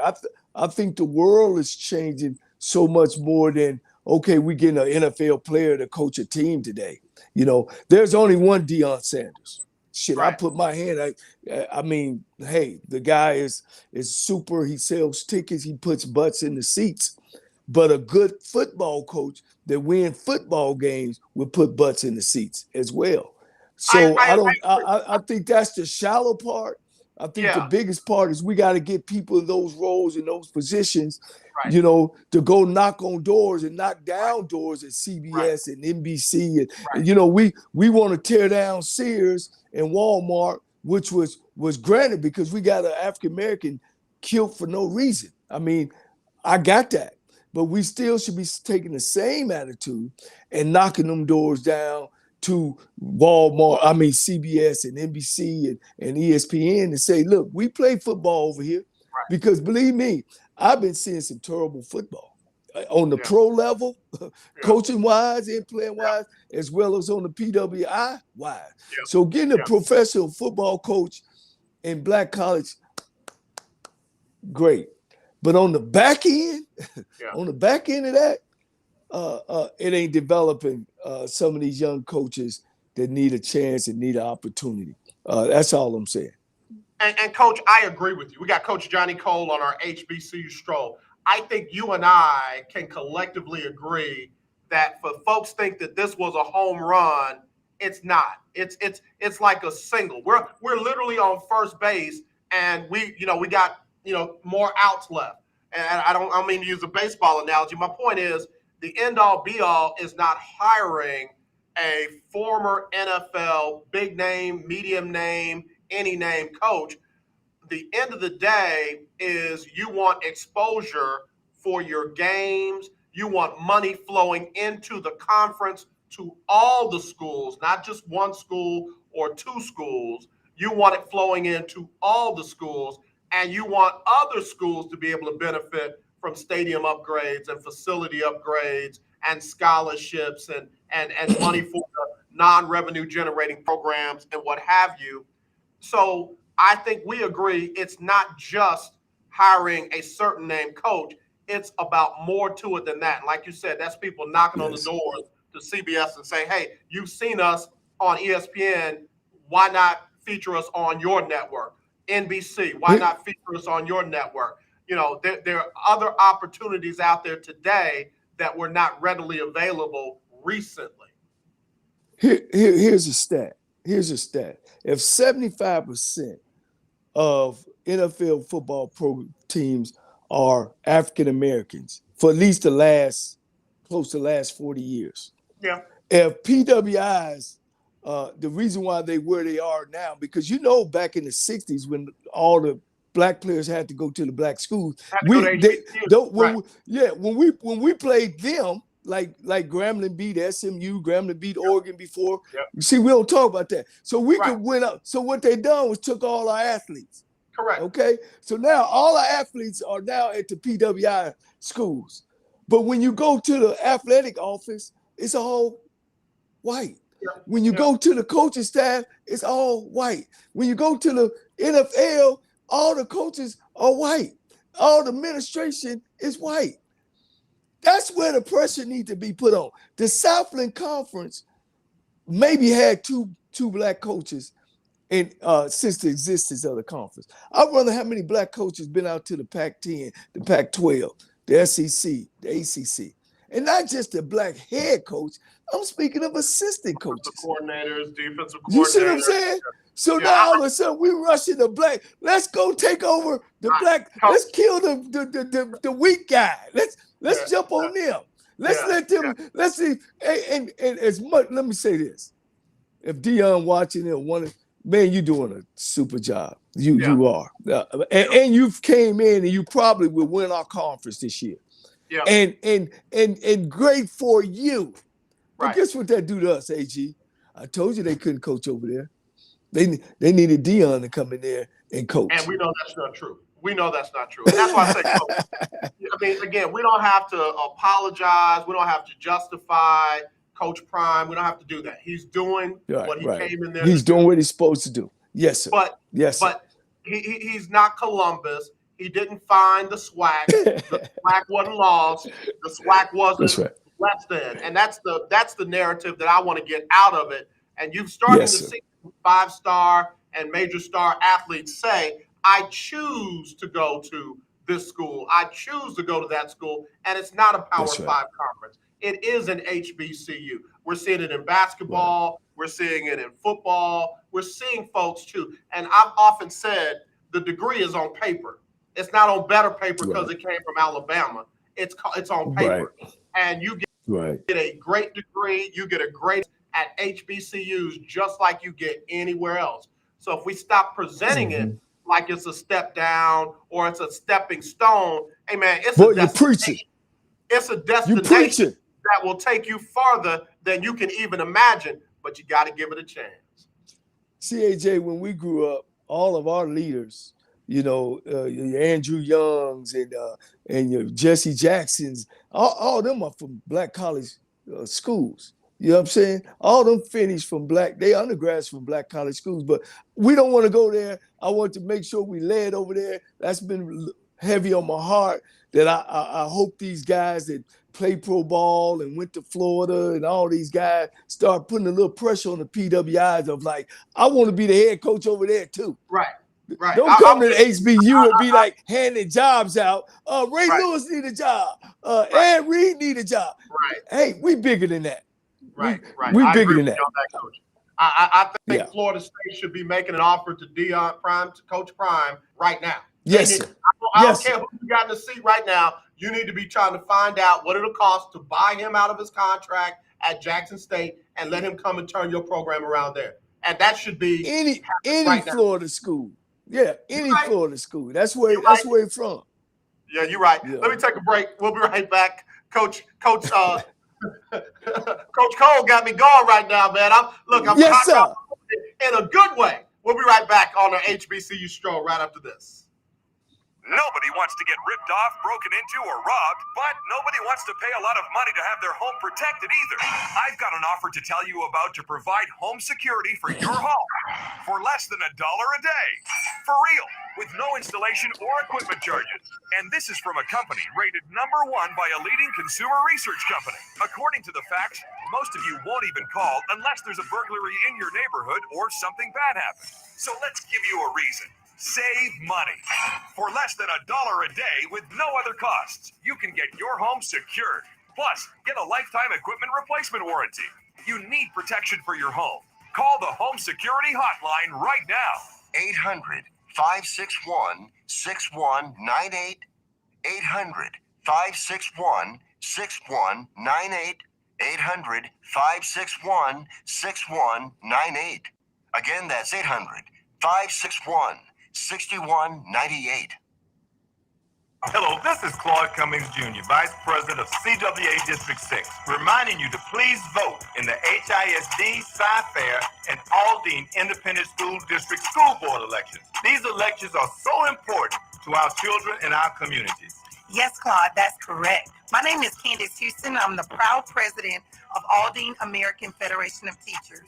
We have endorsed Zahir Malik, position 4, Nico Matthews, position 3, and Steve Mead, position 5. Early voting starts Monday, October 18th through October 29th. Election day is Tuesday, November 2nd. Remember that every vote counts and every vote matters. Please go vote. Paid for by Houstonians for Working Families. 1140 AM and 92.3 FM. The legendary KYOK. Hey, what's up? This your boy James Fortune, and you are listening to The Lunch Break. Keep it locked.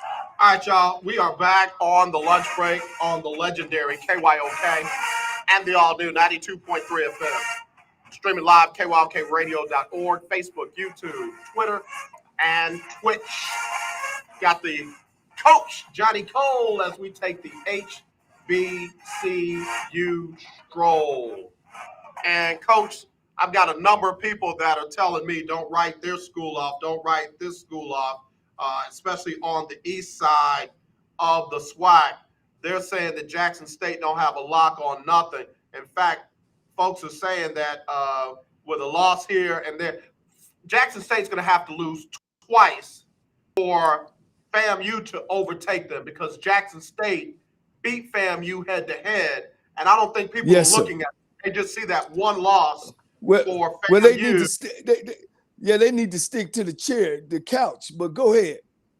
Yeah, no, and that's the truth. Like you said, Jackson State is literally a game and a half ahead of FAMU because they have beaten FAMU head-to-head. So, you got FAMU with one loss. You got Alabama State with 2 losses. Guess who Alabama State lost to?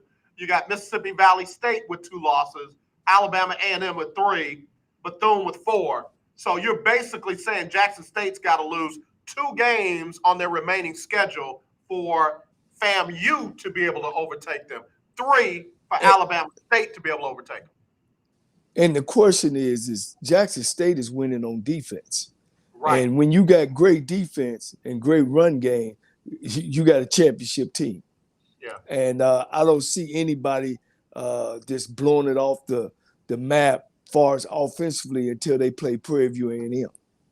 Right. All right. I wanted to get that out because a number of people were saying don't count their school out, but something, spectacular has to happen for their school to leapfrog Jackson State on the east side. All right, Coach, let's go to our power ranking because I'm putting those up now that I know that's irritating folks. So let's go to the power rankings. Who do you have number 1 in the SWAC this week?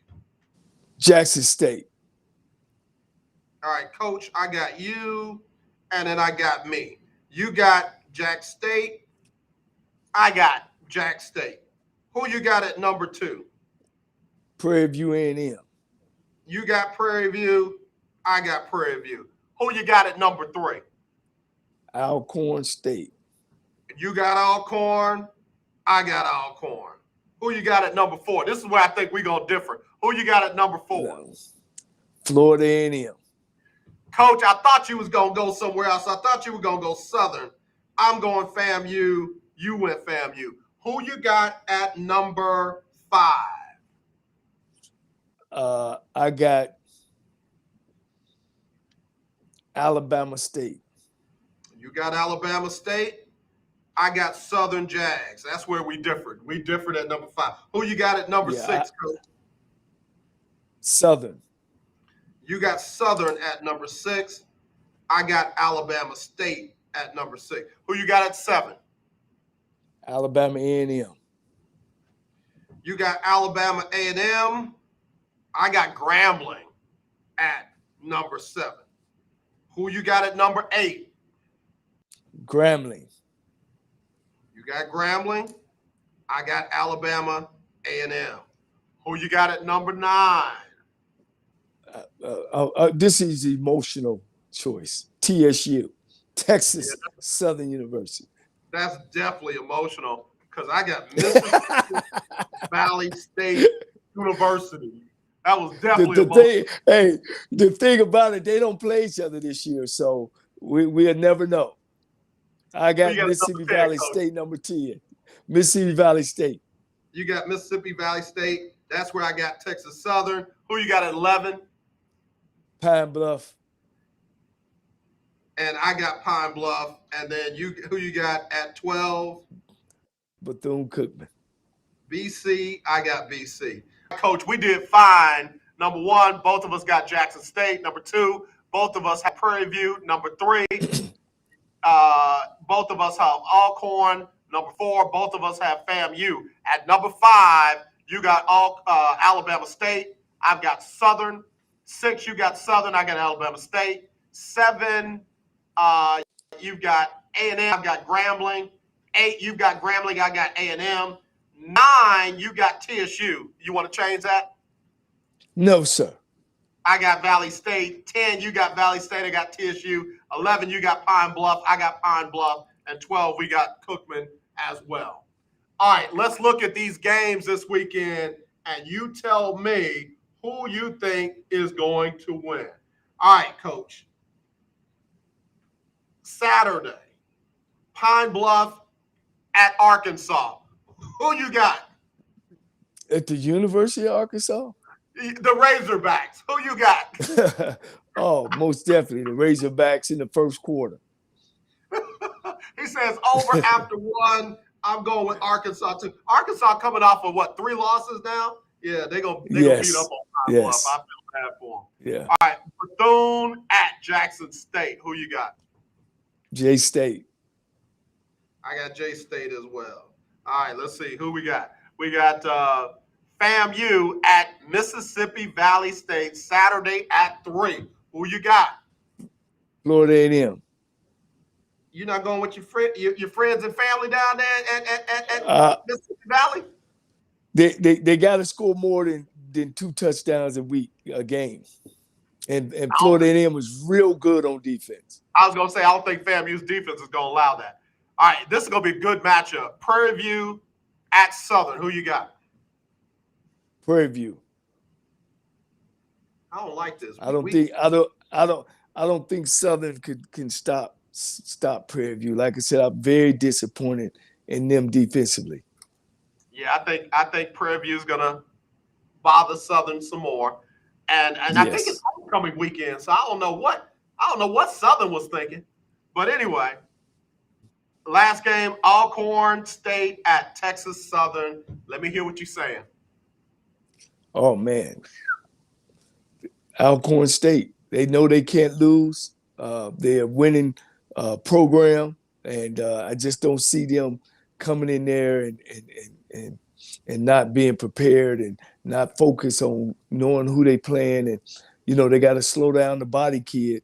I don't know, because the last kid came in for Anthony Body at the end of the game this past week. So I don't know what Coach McKinney or who they're going to start at quarterback this week. All right, so who you got? Oh, Alcorn State. Okay. Coach, we got the same pick on all the games, Coach, and I didn't do that on purpose. That's who I had. So you ain't gonna be able to catch up like that. Yeah, I know. But I'm just saying, notice how I moved the goalpost. You're not gonna beat me this week like you did the other week. So what are you saying? I need to beat you by 3? Hey, listen, I ain't said nothing. All I'm saying is one thing I know is I will not lose this week. But hey, Jay, I want you to do one thing though for our listeners and stuff. Something great happened to us this segment or this show that we're being invited to. You told me at the Southern Tech Southern game, we going to Atlanta. Oh, man, you ain't thinking about it. I was trying to see where you were going. I was like, where's he taking me? Let me get ready for this destination. We are going to be broadcasting live from the Celebration Bowl, the week of the Celebration Bowl. That's the Black College Championship. The winner of the SWAC takes on the winner of the MEAC, and that will be in December.